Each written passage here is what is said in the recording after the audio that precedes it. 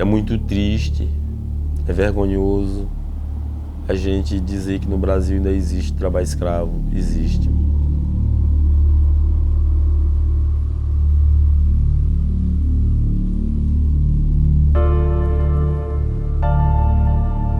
As pessoas aproveitam a oportunidade de quem não tem.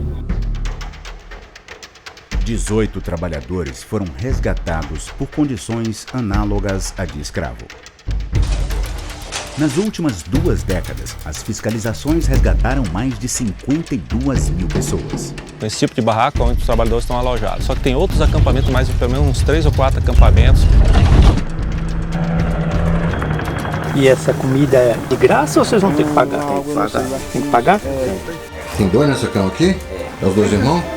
E a situação que a gente quer é precisa trabalhar em condições adequadas. Uma multidão de trabalhadores explorados todos os dias. Chegou até nosso conhecimento de que o senhor usa a arma para eventualmente intimidar os trabalhadores. A gente tem que a situação não pode continuar. A gente está fazendo aquele trabalho, mas a gente já está vendo que está sendo escravizado. Só faz aquele trabalho, continua naquele trabalho. Então, como eu digo, é porque a precisão obriga. O conceito do trabalho escravo está previsto na legislação brasileira no Código Penal, no artigo 149. O trabalho escravo hoje no Brasil são condições que não se restringe apenas uma liberdade de locomoção do trabalhador, um trabalho forçado, jornadas exaustivas, as condições degradantes de trabalho e a servidão por dívida. Esse rapaz, se eles quebraram, foi a corrente e pararam com o chicote. Mas o trabalho escravo ainda existe. Mesmo dentro da cidade tem o trabalho escravo.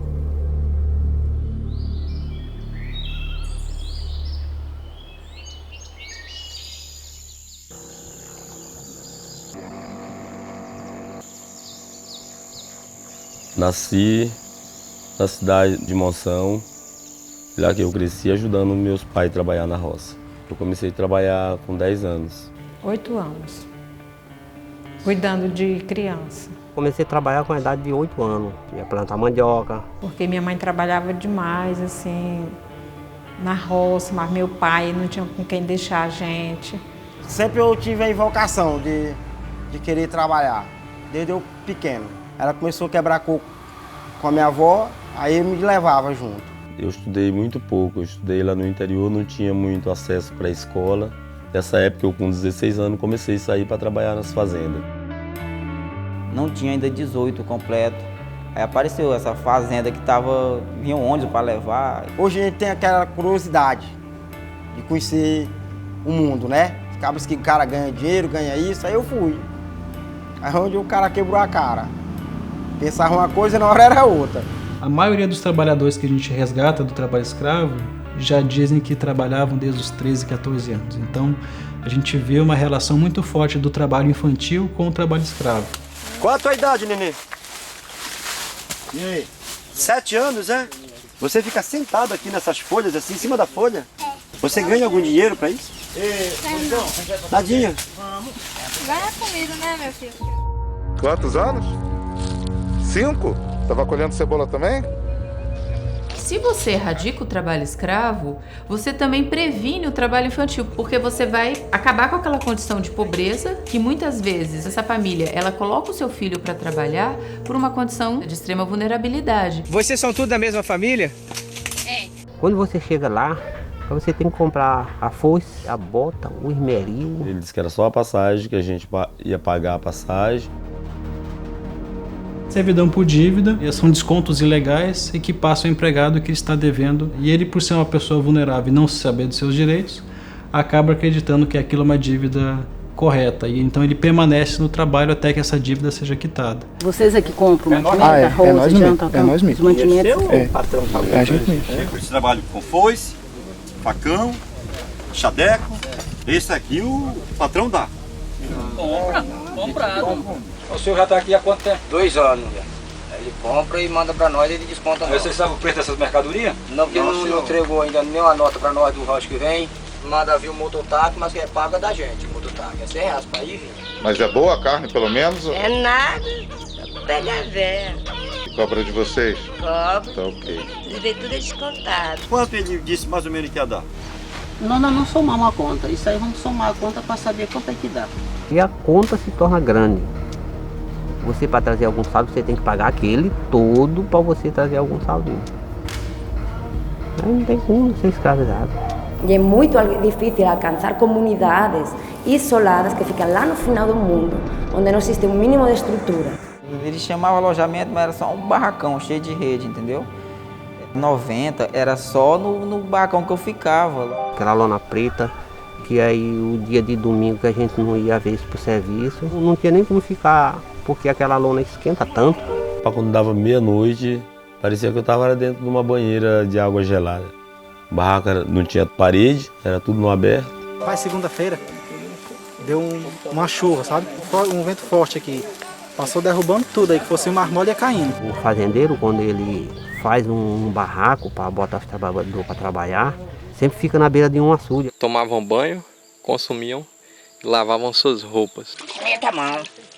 Tem um gostinho de raiz. De raiz? É, mas desse lodo velho aqui, essa capacola.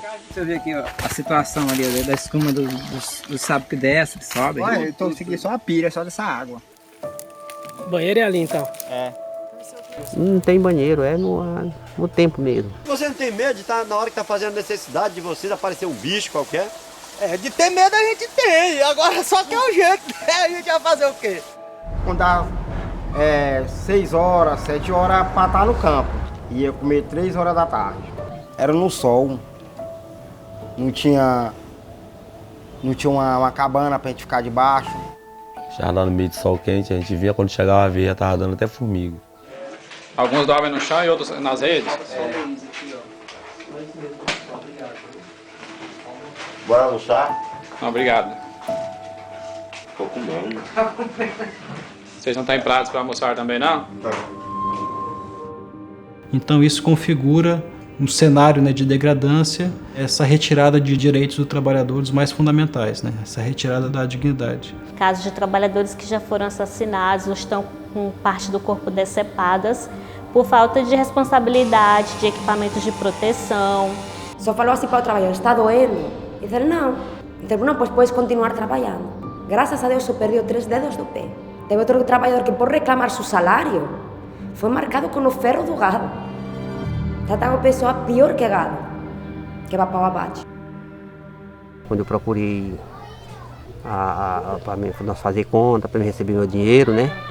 Aí ele não gostou e puxou a arma. E também por fim a gente começou a perceber que estava sendo vigiado. 3 homens, na verdade, todos armados. Aí foi que eu procurei o meu direito. Eles são submetidos a condições de trabalharem no sistema total de exploração. Aí o dinheiro que desses 660, ele me deu 40 reais. Esses 40 reais eu não pude comprar nem um pão para o meu filho. Porque eu me achei tão encurralado, tão humilhado. Então a gente precisa que vocês colaborem. Tudo que vai acontecer aqui vai ser para ajudar vocês. O Ministério do Trabalho está aqui para ajudar o trabalhador. E a senhora estava escondida no mato por quê? Tá com medo, era isso?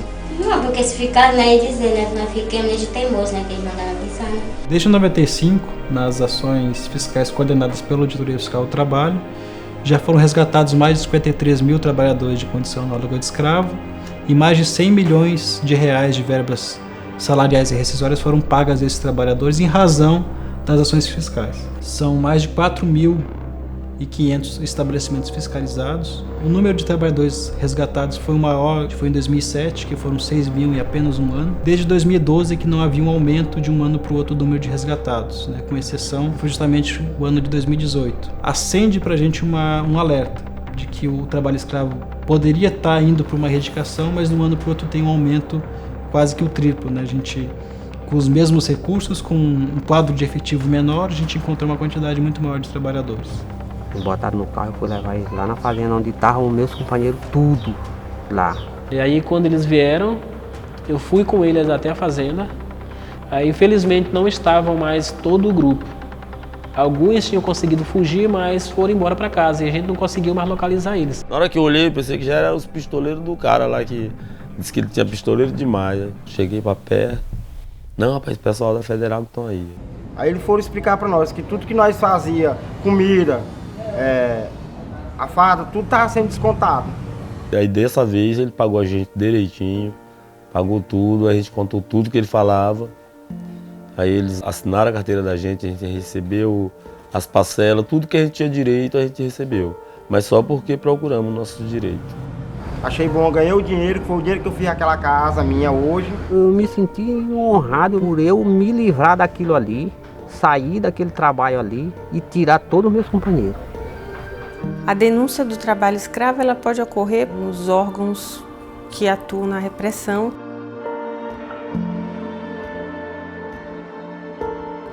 O Ministério Público do Trabalho, especificamente, a gente está atuando na questão repressiva ainda de maneira forte.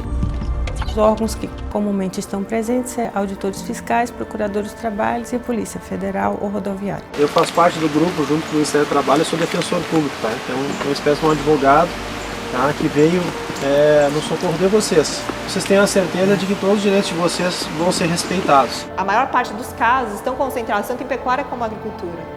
Mas já de uns anos, dos últimos anos para cá, nos últimos 5 anos, até mais, a gente tem visto que trabalho escravo é uma realidade em qualquer lugar, inclusive em contexto urbano. Nos casos de terceirização, ainda que ela seja autorizada e lista pela legislação atual, há casos em que o empregado ele tem como patrão, então como poder diretivo, não aquela pessoa que está diretamente lidando com ele, mas sim alguém acima no topo da cadeia que dirige a própria atividade econômica e diz como que isso tem que ser feito. É cada vez maior o entendimento que as empresas têm um papel fundamental na erradicação do trabalho escravo. Dificilmente conseguiremos erradicar o trabalho escravo se não houver a participação do setor privado. Enquanto houver demanda e enquanto houver pressão por preços impraticáveis, o trabalho escravo vai persistir. Hoje há um cadastro oficial, né, de empregadores que tenham submetido trabalhadores à condição análoga de escravo, também é conhecido como lista suja, né, pela imprensa e pela sociedade. E acho que um outro ponto também interessante é que, de alguma maneira, essas empresas elas têm que ser responsáveis pelas comunidades por onde elas passam, se envolver e entender o que está acontecendo naquele município, o impacto que ela tem, que pode ser positivo, mas que também pode ser negativo, dependendo das práticas que ela adote. A gente não tem estudo. E sendo negro para muitas pessoas, aí eles acham que não tem o direito igual do branco, agora só que é errado. Nossos direitos são iguais. Nós éramos nessa fazenda 22 pessoas, todos nós éramos negros.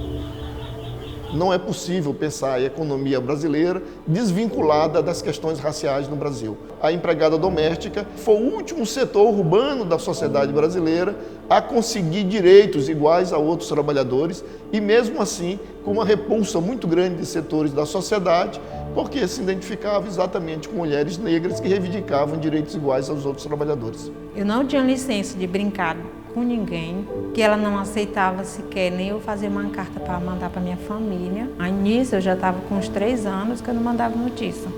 Quando eu falava de ir embora, ela me trancava dentro do quarto.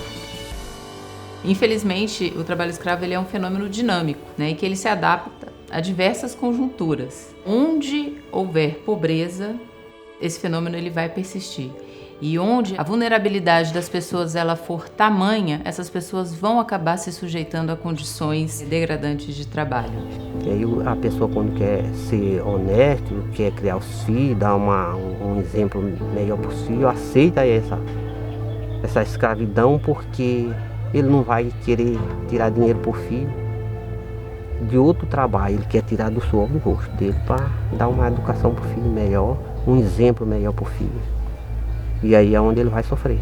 Eu vim começar a pegar em dinheiro mesmo assim, esforçado do meu trabalho, depois dos 20 anos. O dinheiro máximo que eu já ganhei de casa dos outros foi 300, 250. Vocês folgam algum dia da semana? É direto, igual batida de grilo. É direto? Direto, tá sábado. Não tem? Domingo não tem? É feriado, não tem nada. O senhor comprou esse sapato, essa botina que o senhor está usando? Foi. O senhor comprou? Foi. Não foi o patrão quem deu? Não. A foice foi o senhor que comprou? Eu comprei também. Os estudos apontam que o trabalho escravo para algumas atividades econômicas ele é extremamente lucrativo, né? Por isso que ainda a gente vê isso muito ainda hoje, né? E tem muitas pessoas que pensam que não existe trabalho escravo e ele está aí, está na cara de nós todos. Está na cara de nós todos. Gostaria que as pessoas imaginassem um dia dela num corte de cana. 16 horas por dia cortando de 8 a 12 toneladas de cana sob o sol. Se imaginar trabalhando numa oficina de costura sem poder levantar por 16 horas seguidas. Carregar nas costas durante 1 hora 60 quilos de carvão nas costas e subir 4 metros para encher o caminhão. Eu gostaria que as pessoas pensassem nisso, se colocassem no lugar. E tinha muito medo de procurar o meu direito. E hoje, doa de quem doer, mas eu não aceito ninguém fazer comigo o que já fez no passado. E se eu ver acontecer com um amigo meu, eu estou junto para lutar pelo direito dele também. E vas vendo como vai crescendo, como vai virando líder na sua comunidade. Mas através do Centro de Defesa, para mim foi um centro de sabedoria, que me ensinou o que é o direito de um trabalhador.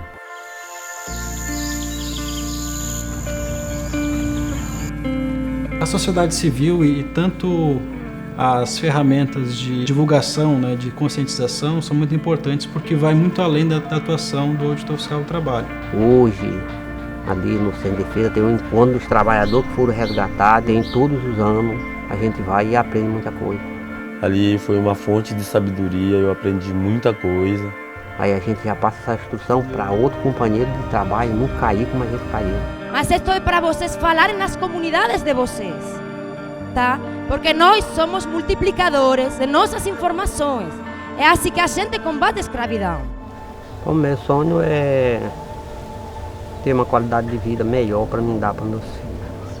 Eles estão tudo na escola, que é para mais tarde não poder cair numa dessas. O combate ao trabalho escravo não é uma questão que pode ser deixada de lado, ele tem que ser prioridade. Está lá na Constituição, a gente tem que entender que a Constituição tem que ser respeitada, não é um livro de intenções. Garantir, né, os direitos básicos mínimos para todos, inclusive os trabalhadores, não é benevolência de Estado, é dever e é obrigação. É impossível você falar em futuro do trabalho com a persistência do trabalho escravo e do trabalho infantil. Então a necessidade sim hoje de acelerar e de erradicar o trabalho infantil e o trabalho escravo para que a gente possa realmente debater o que importa, que é o futuro do trabalho e tomar ações para que a população esteja preparada para esse futuro do trabalho. Mas enquanto houver trabalho escravo e a gente tiver que perder nosso tempo com a discussão sobre a erradicação do trabalho escravo e trabalho infantil, dificilmente a gente vai conseguir tomar as medidas efetivas para chegar nesse futuro do trabalho que nós estamos pensando atualmente, que vem sendo discutido no âmbito do centenário da OIT. Uma vez eu, dando uma entrevista para uma pessoa, ele foi e me procurou por que eu tinha sido resgatado 3 vezes. Eu digo, meu amigo, eu fui resgatado, mas a minha precisão continuou. Que é ruim a gente ver a família da gente precisando das coisas e não ter. O tempo, o espaço, a gravidade não nos prendem. A dúvida, o medo, são roupas que já não nos servem. Aquela ânsia de vencer se foi quando eu venci a mim mesmo. A dor que eu carregava não sobreviveu à luz do meu sorriso.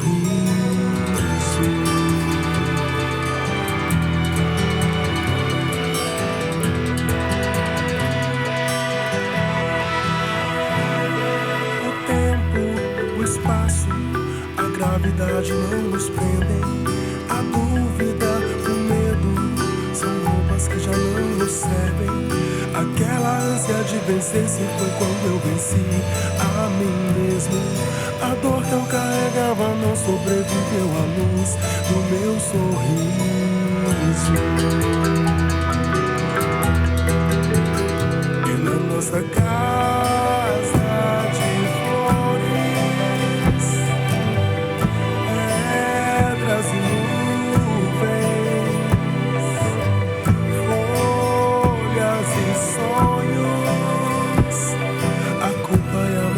nunca vem nos visitar.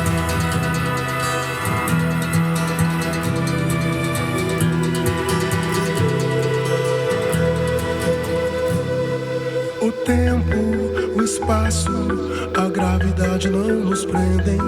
A dúvida, o medo, são roupas que já não nos servem. Aquela ânsia de vencer se foi quando eu venci a mim mesmo. A dor que eu carregava não sobreviveu à luz do meu sorriso.